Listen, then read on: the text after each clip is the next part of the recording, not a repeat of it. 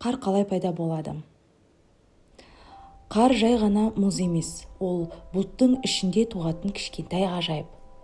Барлығы өте суық бұлттан басталады. Бұлттың ішінде көзге көрінбейтін кішкентай су тамшылары жүреді. Ауа тым суық болған кезде ол тамшылар мұз түйіршіктеріне айналады. Мұз өзіне тағы да су тамшысын тарта бастайды.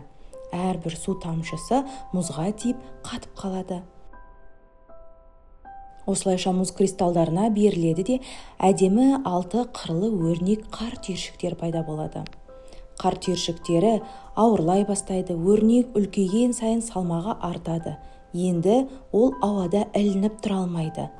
Сосын аспаннан жерге қарай баяу құлайды. Жолда кристалл тағы да өзгереді. Егер ауа суық болса, қар жұқа үлпек. Ауа жылырақ болса, қар жабысып үлкен болып түседі. Ең ерекше факт, жер бетінде бір-біріне дәл ұқсайтын екі қар түйіршігі болмайды. Әр қар табиғаттың қолтаңбасы.